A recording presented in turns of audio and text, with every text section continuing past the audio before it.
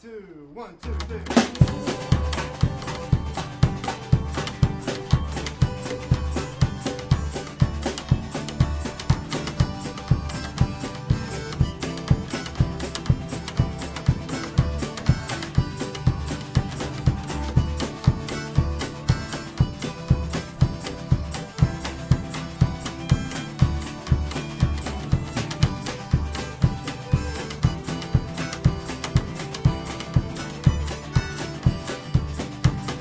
Hello and welcome to Ithaca DSA Presents. I'm Theresa Alt. I'm here today with Wayles Browne, a fellow DSA member, and we're going to talk, as we did once before, about the post office, the United States Postal Service. So, first of all, our own self-interest. Is it true that postal rates are going up? Yes, it is. They've been going up frequently lately. As of July 9th, a stamp for a letter is going to cost 66 cents, used to be 63. Stamp for a postcard going up from 48 to 51 cents. Stamp for an international letter or international postcard from 145 to 150. I heard before that there was a movement to fire Postmaster General DeJoy. There Why definitely was is, there? yes. Yeah, and why was there that movement? Well, because he's been doing bad things to the post office ever since he was appointed under Trump in 2020. And I do want to talk about that at some length, and you'll see why. But I need to go into the history for a while first. And we should really start with the very early history then. Well, I think the very earliest history goes back to Britain, but in Yeah, in the United States, the story is it starts with Benjamin Franklin. yes, it does. I guess people know that Benjamin Franklin was a printer in Philadelphia, and he printed newspapers back in colonial times under the British. Um, and he got himself appointed first postmaster in Philadelphia because the preceding postmaster was choosy about which newspapers he was willing to distribute. And he didn't want to distribute Ben Franklin's newspapers. So Ben Franklin got himself appointed, and one of his principles was the post office sends everybody's newspaper. And I take it that was even before the First Amendment, or That was was in, it? that was in 1737. Come on. That's long before the First Amendment. Yes. And then in 1753, he got himself appointed one of the two postmaster generals of the entire British colonies. And he told all the other postmasters to distribute all the newspapers. And he stayed in that position under the British. He actually spent quite a bit of time in London, but he still held the position until 1774. And then the British fired him for disloyalty to the crown. And A indeed, revolutionary. yes. And in 1775, the Continental Congress was called, and it appointed him Postmaster General for the new United States. And see, that's even before the Declaration of Independence. That declaration was 1776. So you can see they felt it was important to have a post office, and you would help knit the colonies together. But then they sent him to France as a diplomat, and his own son-in-law took over the post office position. Okay, so as you know, the revolution succeeded, and the U.S. became an independent country. And in 1792, the Post Office Department was organized, no longer under Franklin, he had just died. In 1872, it got to be even more important because the government made it one of the cabinet departments, side by side with the State Department and the Navy Department and so forth. And Meanwhile, we should say something about what he was supposed to do. He was supposed to have a monopoly on delivering letters in the United States.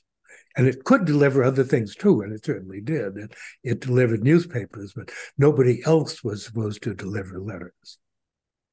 Now, I think this isn't quite so anymore. I believe you can send them, if you want to pay exorbitant rates, you can send them by FedEx or anything. If you want to put a letter inside a big FedEx envelope, yeah, you can send it by a FedEx. And it costs a mint to do that, but it's still not a first-class letter at a 66-cent rate. But yeah, and the Postal Service, the post office, was supposed to work with other countries and send mail back and forth. But for a long time, it could only do that when the U.S. signed a treaty with the particular other country. So maybe signed a treaty with France that American letters could go to France and French letters could come here, and then with Germany and separately with all other countries. But in 1874, partly at the instigation of the United States, there was a big international meeting in Bern, Switzerland, and all the countries that came to it, which was actually not very many because there are so many empires that included so much territory, but all the countries that came to it signed an agreement to create the Universal Postal Union, and that meant that any country could send mail to any other country. Oh, I see. So we can send mail to Cuba, even though we can't go there.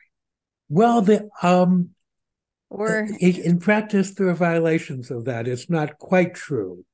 There's a small list of countries that we here cannot send mail to via the post office, and there's a website at USPS.com that lists them, and I think Cuba is one of them. Oh, really? And Russia is another, and North Korea is another, and then so it's partly countries we don't like, and partly countries that have bad things going on internally and problems delivering mail. Well, just to say, the Universal Postal Union became part of the United Nations from 1948 on, and most countries stick to their duties under it pretty well. In 1969, there were some objections from some countries to the idea that only the sender has to pay for each letter or package, because, well, it costs the United States some money to receive letters, packages, etc., and deliver them, or whatever country. If they arrive in Switzerland, the Swiss post office has to pay its letter carriers to deliver them, and so on. So they introduced the concept of compensation for a country if it receives more mail than it sends. And the United States was, in fact, in that position. It received more letters than it sent, so it got some financial compensation.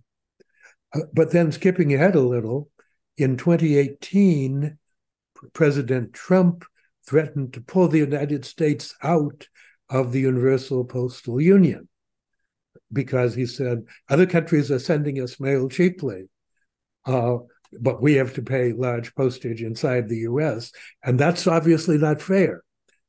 So we're going to quit unless you do something about that. Large postage within the US. But yes, we could change that. We could. But you'll see why it was difficult to do that because of the way the U.S. Post Office came to be organized. But anyway, they reached a compromise among countries that said the U.S. will get partial compensation. So Trump didn't actually pull the U.S. out. Okay, so, but all this time, the post office was part of the government of the U.S. And it was the same in most other countries. The post office was a governmental service. In a lot of countries, there was the PTT as one unit, and that stood for post, telegraphs, and telephones. All the means of communication All the in the means past. In the past. But the United States never did that. Yeah. Leads to people now saying that the internet provision should be a government function. Yeah, to some extent it is, because it was a government agency, it was a U.S. government agency that invented the internet, and the backbone of the internet was a method of passing messages from computer to computer to computer until they finally reached the addressee. And that was worked out by DARPA, the Defense, what was it? Defense something and research projects. That's back in '69. And it took a while for email as such to get off the ground, but it used this computer to computer to computer architecture. So anyway, as I say, all this time the post office was part of the U.S. government. The telephones were not, and the telegraphs were not. There was the Western Union Company, there was AT&T, American Telephone and Telegraph. And then that was broken up, but it was broken up into private companies still. So,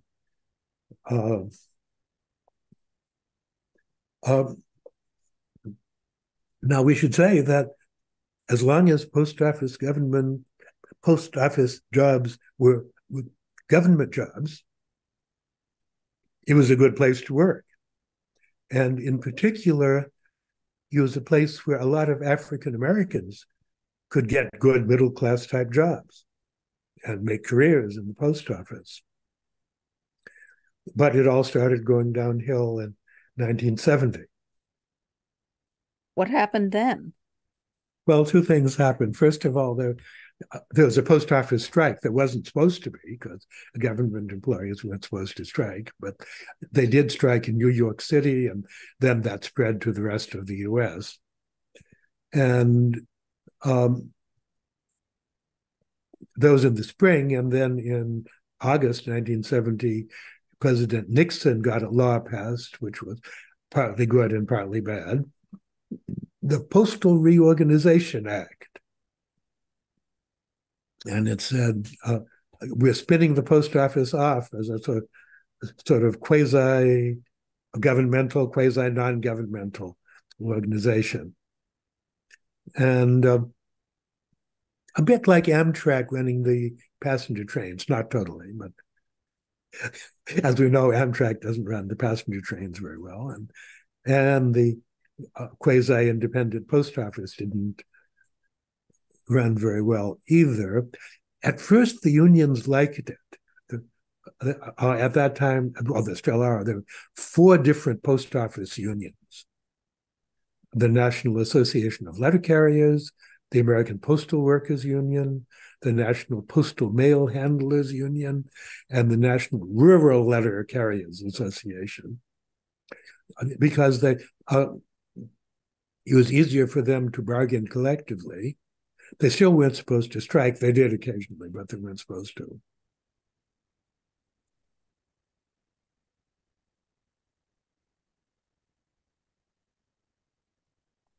So in 1970, there was this, you might call it quasi-privatization act under Nixon. Is that still the system? No, they passed another act. It was much worse. In 2006, called, what was it called? The Postal Accountability and Enhancement Act. And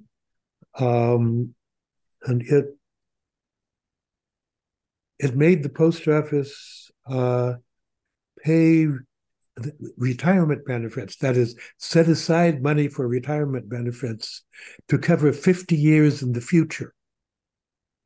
So every year it had to lay out billions and billions of dollars, and that meant he was making a loss of billions and billions of dollars, like tens of billions a year, really. So, and I think that was a terrible idea.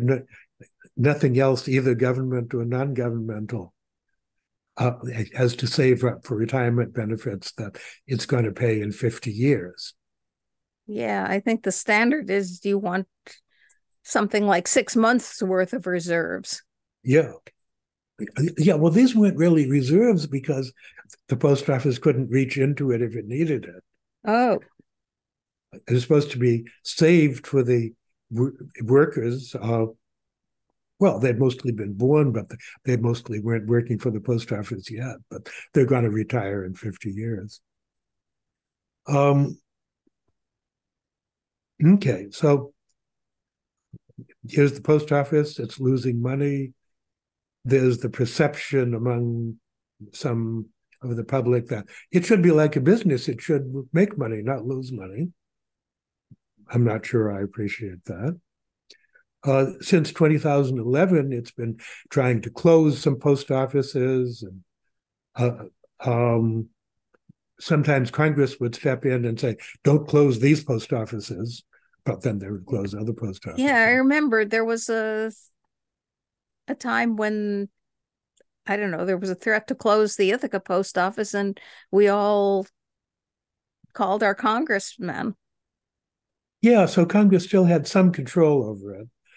Not total control, because it was partly insulated from Congress under the 2006 Act. The way it worked was the president could appoint members of the Post Office Board of Governors, and they would be confirmed by the Senate. And then those members would appoint the Postmaster General. And so the president couldn't fire the Postmaster General, or couldn't put in a new one. The president would have to maybe appoint new members of the Board of Governors and tell them what to do. But even then, they wouldn't have to do what he told them to do. Mm-hmm.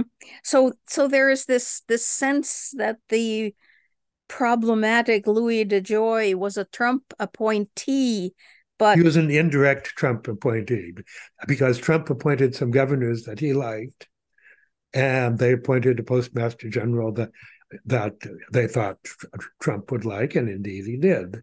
They chose Wayles Browne. He used to run his own private delivery company, so he was sort of a competition to the post office.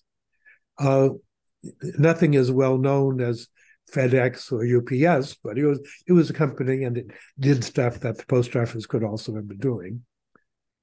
So he had ideas about, squeezing his employees to save money, and he put them into practice in the post office as soon as he was appointed in 2020. Well, squeezing employees to save money, that's what businesses do.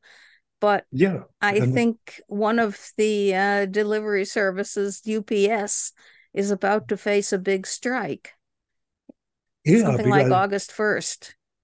They've been squeezing employees in various ways, and happy to say that DSA has been standing in support of the employees. We'll see what actually happens. But, okay, so here's Mr. DeJoy coming in with a business background, and what does he start doing? He starts cutting services. He wants to cut deliveries. He wants to cut the number of post offices and put post offices together into big centers, and stop processing mail locally and send it off to some bigger center. That That had already happened with Ithaca mail, actually. The mail here in Ithaca was already being sent off to Rochester to be sorted and sent back to Ithaca if that was where he was addressed to. But DeJoy was putting this into practice on a much bigger scale all over the country. And meanwhile, as I say, the pandemic was on, and a lot of people were ordering goods by mail, that is, ordering them on the internet and having them sent by mail.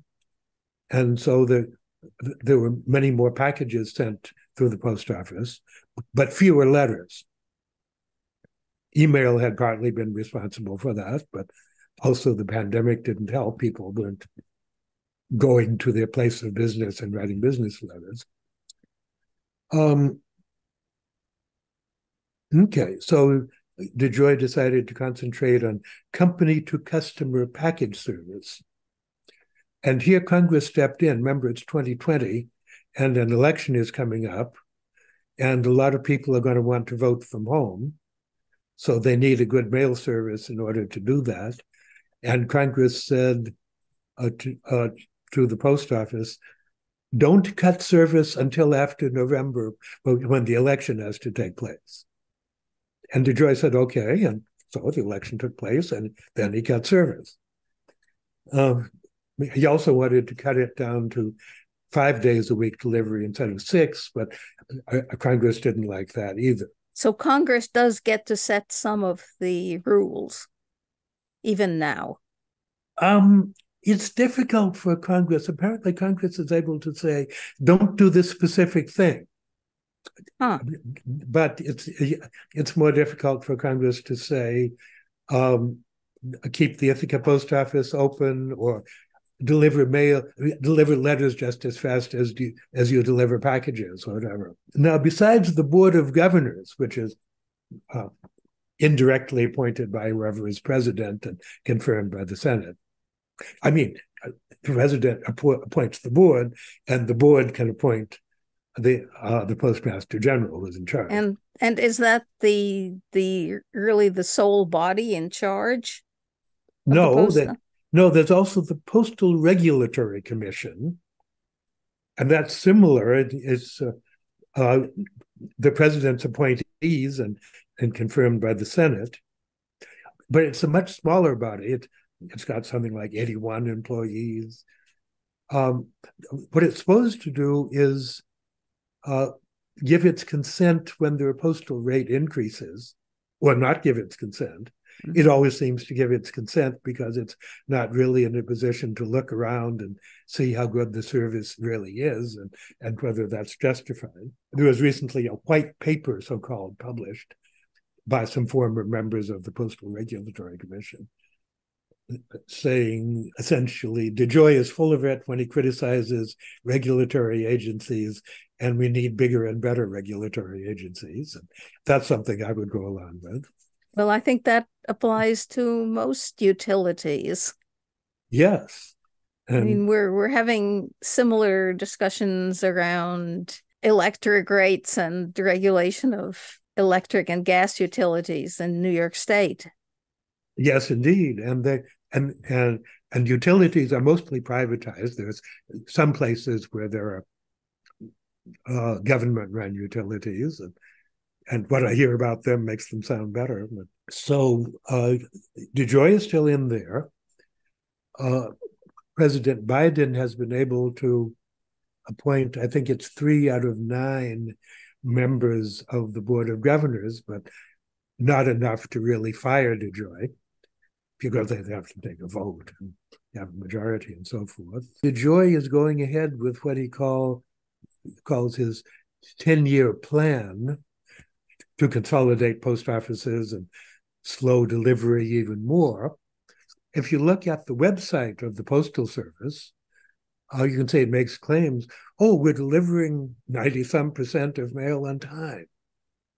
And the way they're doing that is by worsening the standards for on-time delivery.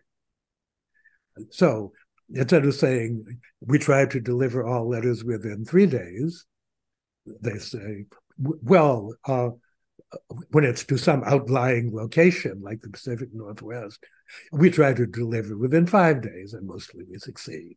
Meanwhile, something good did happen. Under President Biden, Congress passed the Postal Service Reform Act of 2022 after a couple of tries in preceding years. And one very good thing that did was to say the post office no longer has to set aside money for retirement benefits 50 years ahead into the future. So much less in the way of losses. There are still some losses. But a bit of sense, though. Yes. But it hasn't stopped Postmaster General DeJoy from running his 10-year plan to consolidate post offices and shut different ones, take mailboxes off the streets. So you have to go much farther to mail your letter, maybe all the way to the local post office itself. Okay, so let's just say that what we need is a truly socialistic post office. It should be run by the government as a service to the people, the population. It should provide more services than it does now, not less. It should provide postal banking. So if there's no longer a bank branch in your village, you should be able to go to the post office and make your deposits or withdraw money from your account. But if we can put an equal sign between government-run and socialistic, we need to have a socialistic post office.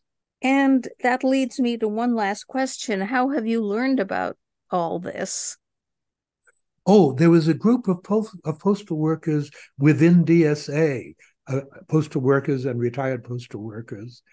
And I found out about it and I tried to get the Ithaca DSA local, no postal workers among its members, to take an interest and push for firing DeJoy and ending his 10-year plan.